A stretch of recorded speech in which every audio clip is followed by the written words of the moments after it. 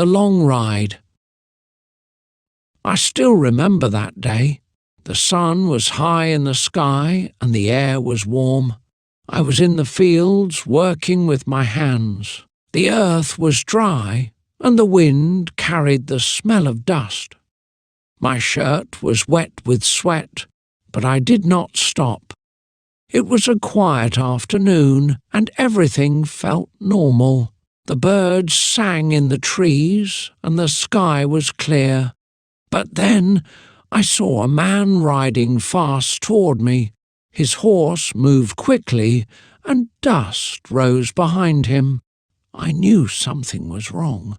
The man stopped in front of me. His face was serious and his eyes were dark. He took a deep breath and said, "Your brother is sick. He does not have much time." My heart stopped for a moment. I looked at him, trying to understand. My brother was strong. He was never sick. This could not be true. But the man's face told me it was. My hands felt weak and my legs felt heavy. Then I dropped everything and ran to my horse.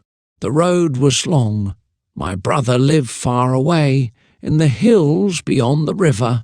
There were no cars in those days. Only horses and strong legs could take me there. I climbed onto my horse and held the reins tight. My heart was heavy and my mind was full of thoughts. Was I too late? Would I see him again? I could not lose him. He was my brother. The sun moved slowly across the sky as I rode. The trees passed by and the fields stretched far and wide. I felt the wind on my face, but I did not care. I only thought about my brother. The road was empty, and I was alone with my fears. My hands held the reins tightly, and my eyes stayed on the road. The sound of my horse's hooves filled the air. I did not stop. I did not rest. My horse was strong, but I knew it was tired. I could hear its heavy breath. Still, I pushed forward. My brother needed me. I could not waste time. My legs hurt and my back was sore, but I did not slow down. Hours passed. The sky turned orange as the sun moved lower. My hands were sore and my arms were weak, but I saw the hills in the distance. His house was near. I took a deep breath and held on tight. I was almost there. My heart pounded in my chest and my body ached, but I did not care. I had to see him. I had to reach him before it was too late. The road became harder as I got closer. The hills were steep and the path was rough. My horse moved slower, its breath heavy and deep. I could feel its tired body, but I could not stop. My brother was waiting for me. I had to keep going. The wind grew stronger and the sky turned a darker shade of blue. The sun was falling behind the hills and shadows stretched across the land. I remembered the times when we were young. My brother and I ran through these hills, laughing and shouting. We climbed trees and swam in the river. He was always faster, always stronger. He protected me when I was small. He taught me how to ride, how to fight, how to be strong. Now, he was the one who needed help, and I was far away. I pulled the reins and made my horse go faster. The river came into view, its water dark and cold. I had to cross it. There was no bridge, only a shallow part where the water was low. My horse stepped in, and the cold water splashed against my legs. The current was strong, and I held on tightly. Slowly, step by step, we moved forward. My heart pounded as the water reached my knees. But then we reached the other side, and I took a deep breath. I had no time to waste. The road turned to dirt again, and I pushed forward. My legs ached, and my back was stiff, but I did not slow down. The trees stood tall around me, their leaves whispering in the wind. The night was coming, and I had to reach my brother before it was too late. My mind was full of memories, his voice, his smile, the way he always knew what to do. I could not lose him, not now.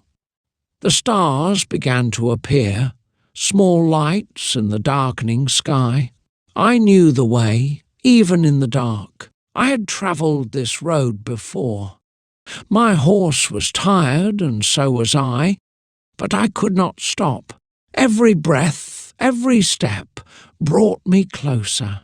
I could see the outline of the house in the distance. The lights inside were still burning. He was there. He was waiting. I reached the last hill, my hands tight on the reins. My heart pounded in my chest. I was almost home. I whispered to my horse, asking for one last effort.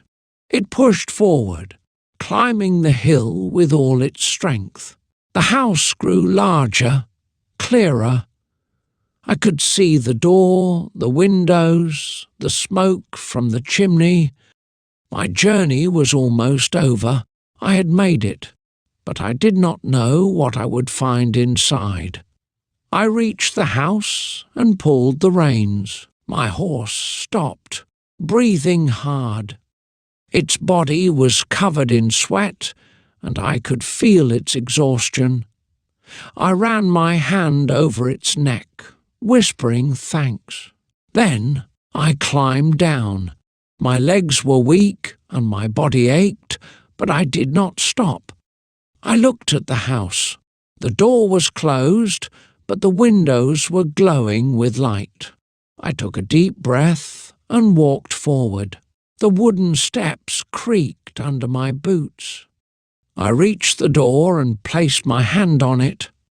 For a moment I stood still. My heart was heavy and my chest felt tight. I was afraid of what I would see inside. But I had no choice. I knocked once, then twice. The sound echoed in the quiet night. Then the door opened. My brother's wife stood there. Her face was pale, her eyes red from crying. She did not speak. She only stepped aside and let me in.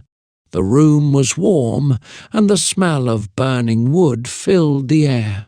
A single lamp burned on the table, casting long shadows on the walls.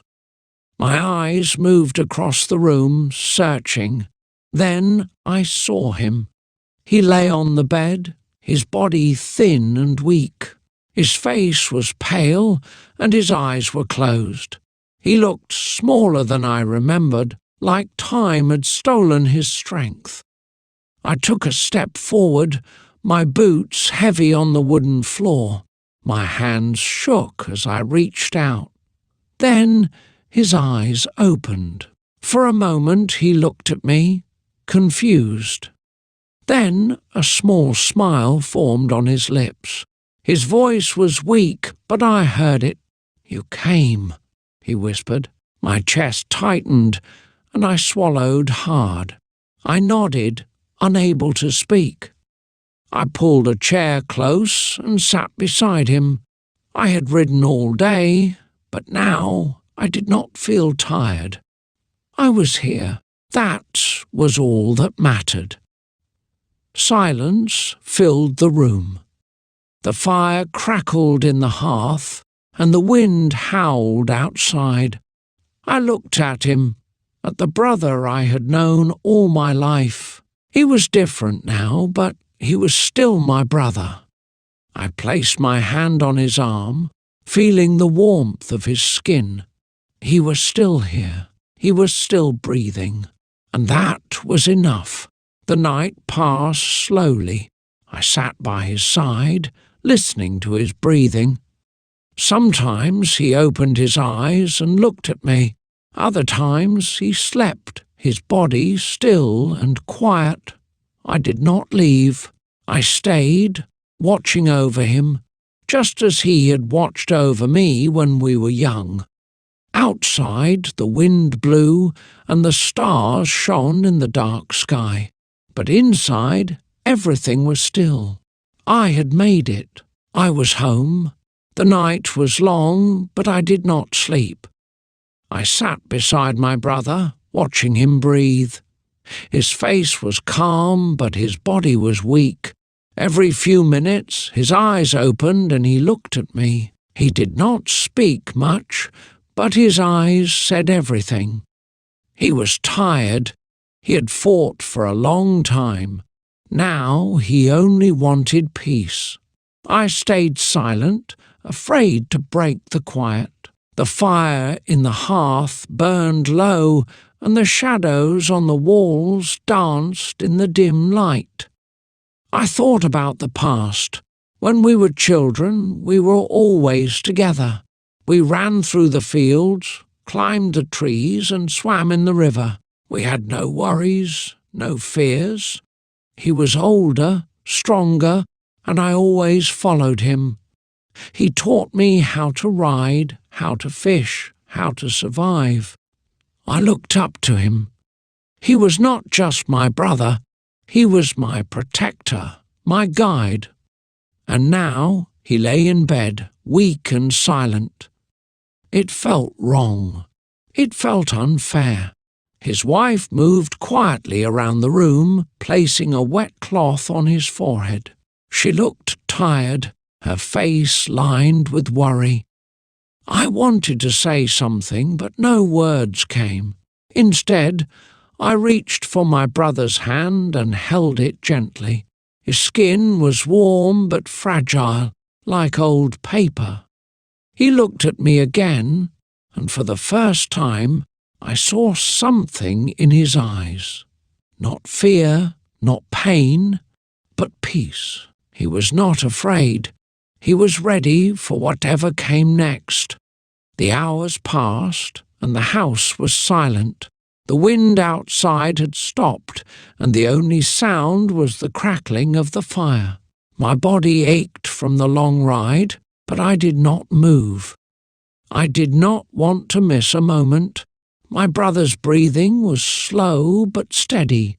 Every breath felt like a gift, something precious. I wished I could hold time still, just for a little longer. But time does not wait. It moves forward, whether we are ready or not. The first light of dawn crept through the window. The dark sky turned to soft grey, and the stars disappeared one by one. My brother's wife brought a cup of tea and placed it in my hands. I held it, feeling the warmth, but I did not drink. My throat was dry, my heart heavy.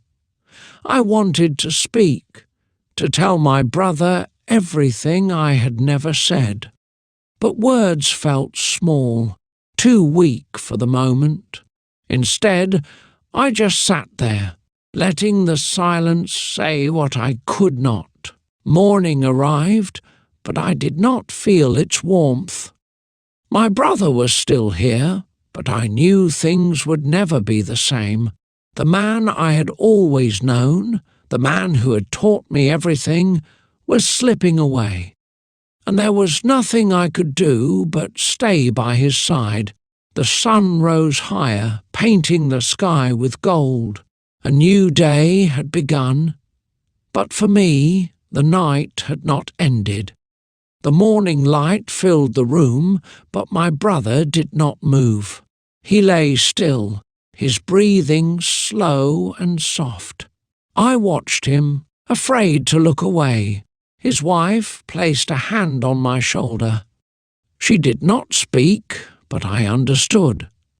She had spent many nights like this, waiting, watching, hoping, I felt the weight of time pressing down on me. I had travelled so far, but now I could do nothing but sit and wait. I stood up and walked to the window.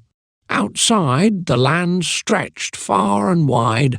The hills we once climbed stood tall in the distance. The river we swam in shimmered under the sun. Everything looked the same, yet everything felt different. I closed my eyes, remembering the past. The sound of our laughter, the feel of the wind as we raced our horses, the nights we spent under the stars. It all felt like another life, a world that no longer existed. When I turned back, my brother's eyes were open. He was looking at me, a faint smile on his lips. His voice was weak, almost a whisper, but I heard it. "Do you remember?" he asked.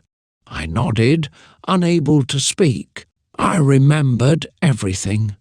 The days of our childhood, the lessons he taught me, the times he carried me home when I was too tired to walk. He was always there, always strong. Now he needed me, and I would not leave him. I sat beside him again, holding his hand. The warmth of his skin was fading, but he was still here. That was all that mattered. His wife brought him water, and he sipped it slowly. Every movement was an effort, but he did not complain. He never did. He had always been the strongest of us. Even now, as his body failed him, his spirit remained unbroken. The hours passed and the house was quiet. The fire had burned low, and only soft embers remained. My brother closed his eyes again, his breathing steady but weak. I did not move. I did not speak. I only sat there, holding on to the moment, holding on to him. The sun climbed higher in the sky, but inside, time stood still. The afternoon sun shone through the window, filling the room with soft golden light. My brother slept, his breathing slow but steady. I sat beside him, my hands resting on my knees. The house was quiet, except for the distant sound of birds outside. His wife moved silently, placing a fresh cloth on his forehead. She looked at me, her eyes full of worry and exhaustion. I wanted to say something, to offer comfort, but no words came. I only nodded, and she nodded back. I thought about the journey that had brought me here, the long ride, the endless road, the pain in my body. It all felt like a dream now, only this moment was real. The past and the future did not matter. All that mattered was that I was here, that he was not alone. I had come to see him, to sit beside him, to remember who we were. I had come because he was my brother, and nothing else was more important. His fingers moved slightly, and his eyes opened. He looked at me, his gaze steady but tired. "You should rest," he whispered. His voice was barely audible, but I heard it. I shook my head. "I'm fine," I said. He smiled faintly, the same smile I had seen 1,000 times before. It was small, but it was real. He knew I would not leave. He knew I would stay for as long as he needed me. Outside, the sun began to set, turning the sky orange and pink. The wind carried the scent of the earth, the trees, the distant river. I breathed in deeply, letting the air fill my lungs. The world was still moving, still changing, but in this room, time stood still. I wanted to hold on to this moment, to make it last. But I knew I could not.